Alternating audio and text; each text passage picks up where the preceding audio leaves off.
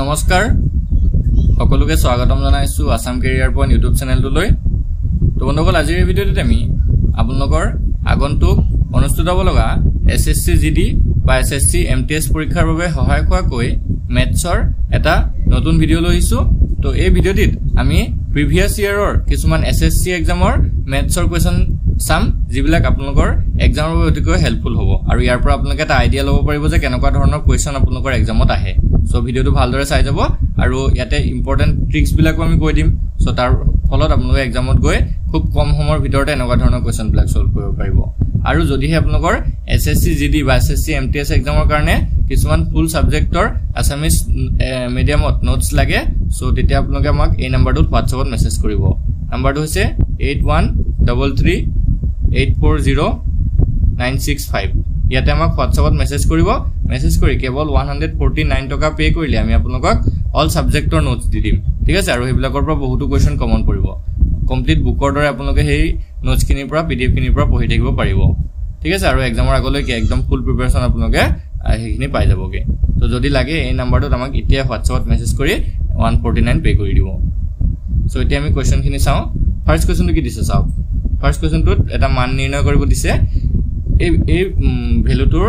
মানে ক্যালকুলেশনটোৰ ভ্যালুটো উলিয়াব দিছে 45 - 3 into 4 ব্ৰেকেট দিয়া আছে তাৰপা 4 into 6 plus 12 divided by 3 into 6 minus 4 into 5 আকৌ ব্ৰেকেট ক্লোজ plus 6 সো ইয়াৰ ভ্যালুটো উলিয়াব দিছে তো ইয়াৰ ভ্যালুটো কেনেকে উলিয়াব সো গুড এনেকুৱা ধৰণৰ কোৱেশ্চন বিলাক কৰিবলৈ যাওঁতে আমি বদমাছ ৰুলটো প্ৰথমতে শিকি ল'ব লাগিব বদমাছটো হৈছে এটো মই লিখি দিছো চাওক সাইডত B O D M A S এই বদমাছ ৰুলটো আপোনালোকে জানিব লাগিব সো বদমাছৰ ৰুলটো কি বুজায় মই আপোনালোকক কৈ দিছো প্ৰথমতে চাওক B মানে হৈছে ব্ৰেকেট ঠিক আছে B মানে হৈছে কি ব্ৰেকেট তো ক'বাত যদি ব্ৰেকেট থাকে সেই ব্ৰেকেটৰ ভিতৰত আমি ক্যালকুলেশনটো আগত কৰিম সো ইয়াতে যে দেখিছো ব্ৰেকেটটো দেখিছে নহয় এই ব্ৰেকেটৰ ভিতৰৰ ক্যালকুলেশনখিনি আমি আগত কৰিব লাগিব ঠিক আছে বুজি পাইছে তাৰ পিছত ও মানে হৈছে অফ ঠিক আছে ক'বাত যদি অফ থাকে বা ৰ থাকে এনেকুৱা ধৰণৰ ৰ থকা প্ৰশ্ন থাকে নহয় সো ক'বাত যদি ৰ থাকে হেতু আমি আগত কৰি লম তাৰ পিছতে ডি মানে হৈছে ডিভাইড হল ডি মানে হৈছে ডিভাইড বা হৰণ সো যত হৰণ আছে তাৰ আগত প্ৰথমতে হৰণ কৰিম আমি ব্ৰেকেটটো আঁতৰাম তাৰ পিছত অফ তাৰ পিছতে হৰণ বা ডিভাইড তাৰ পিছতে কি আহিব মাল্টিপল বা মাল্টিপ্লাই হয়নে মাল্টিপ্লাই কৰিব লাগিব আমি পূৰণ কৰিব লাগিব হলনে পূৰণৰ পিছত আমি কি কৰিম এডিশন এড বা এডিশন মানে প্লাস কৰিম যোগ কৰিম হল তাৰ পিছতে লাষ্টত কি কৰিমগে সাবট্ৰেকশন কৰিম বা বিয়োগ কৰিম যিখিনি বিয়োগ কৰা ক্যালকুলেশন থাকিব সেই বিয়োগখিনি একদম হেকত কৰিমগে হল এটো হৈছে বদমাছ ৰুল সো বদমাছ ৰুলটোৰ পৰা এই কোৱেশ্চনটো আমি সলভ কৰিব লাগিব এনেকুৱা ধৰণৰ প্ৰশ্ন কিন্তু আহে পৰীক্ষাত সো এতিয়া চাই যাওক আমি কেনেকৈ কৰিম গোটেই কোৱেশ্চনটো যদি আমি চাও তো মই লিখি লৈছো 45 - 3 আছে ইনটু তাৰ পিছতে কি আছে 4 into 6 প্লাস এতিয়া ডাইৰেক্ট মই কৰি দিছো চাওক প্ৰথমতে কি কৈছো ব্ৰেকেটৰ ভিতৰৰখিনি আমি সলভ কৰিম সো ব্ৰেকেটৰ ভিতৰটো আকৌ কি আছে ডিভাইড আছে সো ডিভাইডটো প্ৰথমতে আহিব সো 12ক যদি 3 এ হৰণ কৰে এটো 4 হৈ যাবগে হল একাৰণে মই ডাইৰেক্ট 4 into 6 লিখিছো প্লাস ডাইৰেক্ট এই 12ক 3 এ হৰণ কৰি 4 লিখিলো হল তাৰ পিছত আছে into 6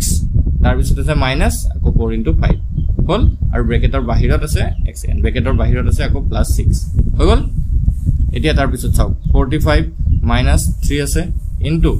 তাৰ পিছতে এতিয়া কি আছে চাওক 4 into 6 এতিয়া তো আৰু বেলেগ নাই হৰণৰ পিছত পূৰণ আহে তো 4 6 গুণ 24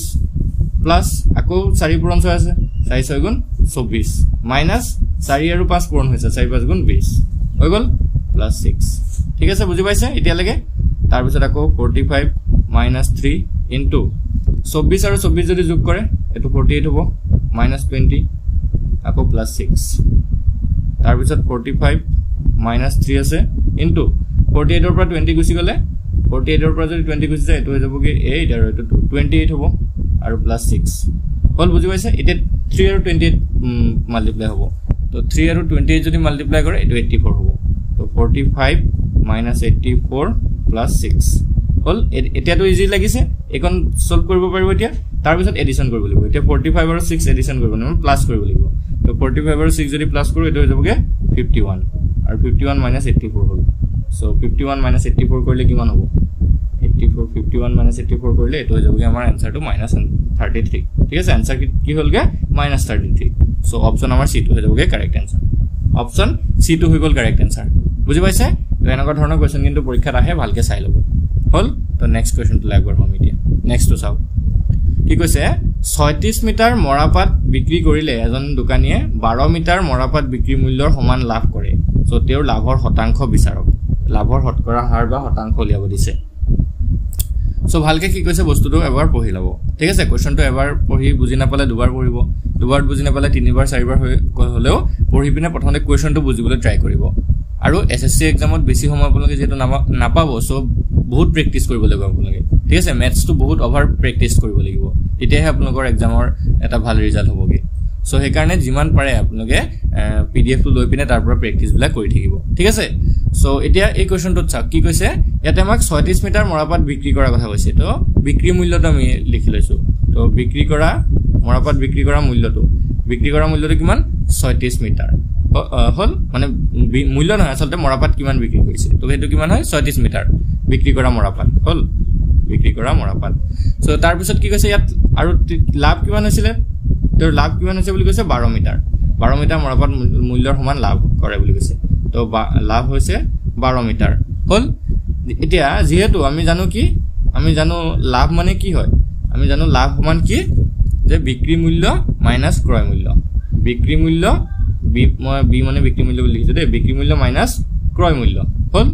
এতিয়া ইয়াৰ পৰা আমি কি লিখিছো বিক্ৰী মূল্য ইয়াৰ লাভটো আমাৰ দিয়া আছে 12 বিক্ৰী মূল্যটো দিয়া আছে 36 আৰু মাইনাস ক্ৰয় মূল্য ইয়াৰ পৰা আমি ক্ৰয় মূল্যটো যদি উলিয়াবলৈ যাওঁ এইফালে যদি আনো প্লাস হ'ব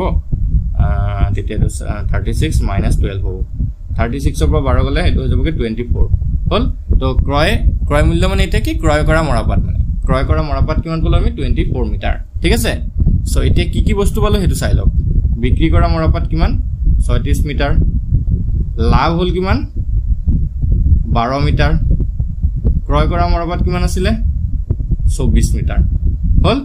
এতিয়া আমাক উলিয়াব দিছে লাভৰ শতাংশ বা লাভৰ শতকৰা হাৰ সো লাভৰ শতাংশ কেনেকৈ উলিয়ায় লাভ পাৰ্সেন্ট বুলি মই লিখিছো লাভৰ পাৰ্সেন্টটো কেনেকৈ উলিয়ায় ওপৰত লাভটো ৰাখিব তলত ক্ৰয় কৰা মৰাপাতটো ৰাখিব ইনটু 100% কৰি দিব হল 100% কৰি দিব তো লাভ আছিল 12 ক্ৰয় কৰা মৰাপাত আছিল 24 ইনটু 100% হল 12 24 কাটিলে দুবাৰ যাব 2 1 কাটিলে 50 বাৰ যায় সো 50% হৈ গলগে লাভৰ শতকৰা হাৰ 50% হল অপশন আমাৰ ডিটো হৈ যাব কাৰেক্ট आंसर অপশন ডিটো হৈ গল কাৰেক্ট आंसर বুজি পাইছে সকলে একদম ইজি কোৱেশ্চন হয় খালি সূত্ৰটো মনত ৰাখিলে হ'ল তে নেক্সট কোৱেশ্চনটো চাওক কি কৈছে এটো এটা সলভ কৰা কোৱেশ্চন দিছে সো ইয়াতে কি কৈছে 12% into 4% into 7% into 2 into 10 to the power 6 ৰ মানটো কিমান হ'ব সো এতিয়া 12 মই লিখি লৈছো এবাৰ চাওক 12% ইনটু 4% ইনটু 7% ইনটু কি দি আছে 2 ইনটু 10 টু দি পাৱাৰ 6 হল এতিয়া এই 12% 4% আৰু 7% টো প্ৰথমতে আমি অতৰাই লওঁ তো পাৰ্সেন্ট অতৰাবৰ কাৰণে কি কৰিব চাওক ওপৰত 12 টো লিখিব তলত 100 এটা ডিভাইড কৰি দিব এটোৱে দে নিয়ম শতাংশ আতৰুৱাৰ বা পাৰ্সেন্টেজ অতৰুৱাৰ নিয়মটো এটো যে 1 এটা দি ডিভাইড কৰিলে হৈ গলগে সো 12/100 হল ইনটু সেম 4/100 এটো হ'ব আৰু এটো সেম যেটো 7/100 হ'ব হৈ গল আৰু ইনটু কি আছে 2 আৰু ইনটু 10 টু দি পাৱাৰ 6 এতিয়া চাওক 10 টু দি পাৱাৰ 6 মানে কি তাত 10 কেইবাৰ পূৰণ হৈছে 6 বাৰ পূৰণ হৈছে সো আমি তাত 10 ৰ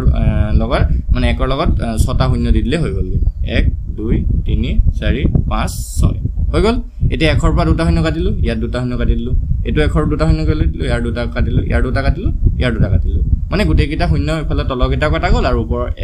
10 টু দি পাৱাৰ 6 ৰ গুটেই কিটা শূন্য কটা গল তে থাকি লাগে আমাৰ কি 12 ইনটু 4 ইনটু 7 ইনটু 2 এইকিটা অকল পূৰণ কৰি দিও आंसरটো ওলাই যাবগে তো এইকিটা যদি গুটেই কিটা মাল্টিপ্লাই কৰে তো এটো 672 ওলাব আপোনালোকে পূৰণটো কৰি চাব আপোনালোকে এটো 672 ওলাব সো এইবিলাক ক্যালকুলেশন আপোনালোকে যিমান সোনকালে পাৰে ইমান সোনকালে কৰিবলৈ চেষ্টা কৰিব ঠিক আছে তো 672 অপশন সি আছে অপশন সি টো হ'ব আমাৰ কারেক্ট आंसर হৈ গল বুজি পাইছে অপশন সি টো হৈ যাব কারেক্ট आंसर তো এতিয়া আমি নেক্সট কোৱেশ্চনটো লাগবঢ়াব পাৰিম নেক্সট কোৱেশ্চনটো কি দিছে তলত দিয়াটোৰ মান নিৰ্ণয় কৰিব দিছে সো তলত দিয়াটোৰ মান নিৰ্ণয় যদি আমি কৰিবলৈ যাওঁ কেনেকৈ কৰিম ঠিক আছে সো এই ক্যালকুলেশনটো কেনেকৈ কৰিব একদমই সিম্পল হয় ইয়াটো বদমাছ ৰুলটো আমি এপ্লাই কৰিব লাগিব ঠিক আছে বদমাছ ৰুলটো ইয়াটো আমি এপ্লাই কৰিব লাগিব সো এটো কেনেকৈ কৰিব চাওক কি দি আছে গুটেই কিটা নাম্বাৰ আমাৰ একে দি আছে 523 তাৰ পিছত প্লাস দি আছে আকৌ 523 ইনটু দি আছে 523 ডিভাইড দি আছে 523 হল তো প্ৰথমতে বদমাছ ৰুলত কি আহে হৰণ আহে ইয়াত যেটো ব্ৰেকেট চেকেট একো নাই সো প্ৰথমতে হৰণ আহিব এটো হৰণ কৰিম আৰু এটো হৰণ কৰিলে হৈ যাবগে এটো 1 into 523 plus 523 হল তাৰ পিছত কি হয় পূৰণ আহে এটা 523 আৰু 1 পূৰণ কৰিলে কিমান হ'ব 523 হ'ব তো এটো হৈ গল কি 523 plus 523 আৰু এই দুটা যদি আমি প্লাস কৰি দিও 523 এটা 1046 হলা একদম সিম্পল কোৱেশ্চন 1046 অপচন সি টো হ'ব কারেক্ট आंसर অপচন সি টো হৈ গল কারেক্ট आंसर বুজি পাইছে সকলে সো আগবঢ় নেক্সট কোৱেশ্চন নেক্সট তো চাও 9 আৰু 36 ৰ তৃতীয় সমানুপাতিক কিমান হ'ব 9 আৰু 36 ৰ তৃতীয় সমানুপাতিক কিমান হ'ব আমাক উলিয়াব দিছে এতিয়া যিকোনো তিনটাৰ যদি যিকোনো তিনটা সংখ্যা যদি সমানুপাতত থাকে ঠিক আছে একে অনুপাতত যদি থাকে তেতিয়া তাৰ যদি দুটা অনুপাত দিয়া আছে আৰু তৃতীয় সমানুপাতটো উলিয়াব দিয়ে তেতিয়া হেতু কেনেকৈ উলিয়াব চাই লওক ধৰক আমি তিনটা সংখ্যা ধৰিছো a এটা b আৰু এটা c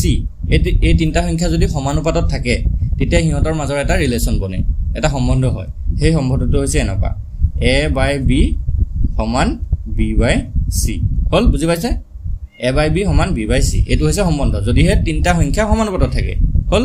সো এতিয়া ইয়াত a মানে হৈছে 9 সেকেন্ড 9 বনে 9 b মানে হৈছে 36 আৰু c মানটো আমাক উলিয়াব দিছে হল বুজি পাইছে সো ইয়াত যদি আমি এতিয়া গুটে হেৰি সম্পৰ্কটো হেতৰ মাজত প্ৰতিষ্ঠা কৰো তেতিয়া কি হ'ব এটো 9 by 36 সমান কি হ'ব 36 by c হল 9 by 36 সমান 36 by c এতিয়া ইহতক ক্যালকুলেশন কৰি দিও এটো হ'বগে c into 9 আৰু এটো হ'ব 36 into 36 আমি বৰ্জপূৰণ কৰি দিলু সো এইফালে 9 টো গুছি যোৱাৰ লগে লগে এইফালে হৰণ হৈ যাবগে 36 into 36 divided by 9 9 36 কাটিলে যাব 4 বাৰ 4 আৰু 36 যদি পূৰণ কৰে आंसर ওলাই যাব 36 আৰু 4 যদি পূৰণ কৰে 4 7 24 আৰু 4 কৰিলে 2 4 3 12 13 14 144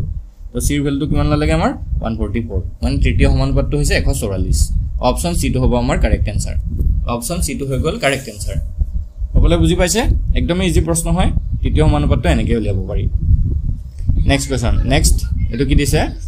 5 বছৰ আগতে a b আৰু c ৰ বয়সৰ অনুপাত আছিল 4:5:7 তেওঁলোকৰ বৰ্তমান বয়সৰ যোগফল হৈছে 135 বছৰ এতিয়াৰ পৰা 3 বছৰৰ পাছত b আৰু c ৰ বয়সৰ যোগফলটো কিমান হ'ব ঠিক আছে সো এতিয়া কি কৈছে 5 বছৰ আগতে a b আৰু c তিনটা ব্যক্তি আছিল তিনজন ব্যক্তি আছিল তেওঁলোকৰ বয়সৰ অনুপাতটো আছিল 4:5:7 হল যেটুক আমি কি হিচাপে ধৰি লব পাৰো এটা 4x হিচাপে ধৰি লব পাৰো এটা 5x হিচাপে ধৰি লব পাৰো এটা 7x হিচাপে ধৰি লব পাৰো এটো কিতিয়াৰ 5 বছৰ আগতে ঠিক আছে এটো a ধৰক এটো a এটো b আৰু এটো c সো এটো 5 বছৰ আগতে আছিল a 4x b আছিল 5x আৰু c আছিল 7x তো এতিয়া বৰ্তমান 5 বছৰ যেটো বেছি হৈ গল কেন বাহি গল সো এতিয়া a হৈ যাবগে 4x + 5 সেকেন্ড a হৈ যাবগে কি 4x + 5 b হৈ যাবগে 5x + 5 আৰু c হৈ যাবগে 7x + 5 হয় নহয় 5 বছৰ বাহি গল ন আৰু এতিয়া বৰ্তমান চাওক বৰ্তমান ইহতৰ বয়সৰ যোগফলটো 135 বছৰ বুলি দিয়া আছে তো বৰ্তমান বয়স কিটা হৈছে একিটা দেই 4x + 5 5x + 5 আৰু 7x + 5 হল আৰু একিটাৰ যোগফলটো কিমান দি আছে 135 হল সো ইয়াৰ পৰা আমি এতিয়া x ৰ ভ্যালুটো উলিয়াই লম মানে কি চাওক 4x + 5 + 5x + 5 + 7x + 5 ইকুয়াল 135 হল এতিয়া একিটাক যদি আমি গুটেকিটা ক্যালকুলেশন কৰি x ৰ ভ্যালুটো উলিয়াবলৈ যাও 4x 5x আৰু 7x এই গুটেকিটা যোগ কৰক 16x ওলাব তাৰ পিছতে 5 আৰু 5 একিটা যোগ কৰিলে 15 ওলাব আৰু এফালে 135 হল এতিয়া এটো 15 টো ইফালে লৈ যাওক মাইনাস হ'ব সো 125 পৰা 15 গলে এটো 120 হ'ব আৰু x ৰ ভ্যালুটো তেতিয়া হ'বগে 120 ডিভাইডেড বাই 16 120ক যদি 16 হৰণ কৰো এটো লাগে 7.5 কিমান লাইছে x ৰ ভ্যালুটো 7.5 এটো আপোনালোকে হৰণ কৰি চাব ঠিক আছে x ৰ ভ্যালুটো আমি পালো এতিয়া কিমান 7.5 এতিয়া আমাক খুদিছে চাওক এতিয়াৰ পৰা 3 বছৰৰ পাছত b আৰু c ৰ বয়সৰ যোগফল কিমান হ'ব সো এতিয়া b ৰ বয়স আছিল কিমান চাওক b ৰ বয়সটো বৰ্তমান আছিল হেৰি 5x + 5 হলনে 5x + 5 সো আৰু ইয়াৰ লগত 3 এটা যোগ কৰি দিয়ক তেতিয়া 3 বছৰ পিছৰ বয়সটো ওলাবগে সো 5 into 7.5 plus 5 plus 3 পাছৰ লগত 7.5 যদি পূৰণ কৰো সো এটো লাগে 37.5 আৰু এফালে পাছে নে 8 সো এটো ওলাবগে 45.5 বি এর বয়সটো ওলালেগে 3 বছৰ পিছত আজিৰ পৰা 3 বছৰ পিছত 45.5 হল 45.5 সো এতিয়া আমি C2 উলিয়াব লাগিব নহয় ঠিক একেদৰে আমি C2 উলিয়াব লাগিব ঠিক আছে C2 যদি আমি উলিয়াবলৈ যাও C আছিলে 7x + 5 আৰু এটা 3 বছৰ যোগ কৰি দিব লাগিব হল 3 বছৰ যোগ কৰিব লাগিব সো 7 পূৰণ 7.5 যোগ পাছে নে 8 তো 7 ৰ লগত 7.5 পূৰণ কৰিলে এটো যাব 52.5 আৰু এফালে 8 আৰু এটা যদি যোগ কৰো 60.5 ওলাব হল C2 হৈ গলকে 60.5 হল এতিয়া হিহঁতৰ বয়সৰ যোগফলটো উলিয়াব দিছিলে B আৰু C ৰ বয়সৰ যোগফল সো দুইটা যোগ কৰিলে হৈ গল आंसर 45.5 আৰু 60.5 পাছে পাছে 10 শূন্য কৰিলে পাছেকে 6 10 106 106 বছৰ কিমান লাইছে 106 বছৰ অলপ কোৱেশ্চনটো দীঘলীয়া হয় প্ৰেক্টিস কৰিব পাৰি যাব অপচন C টো হ'ব কাৰেক্ট आंसर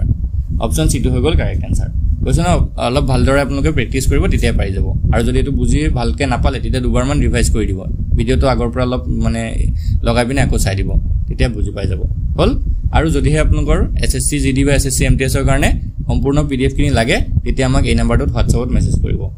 8133840965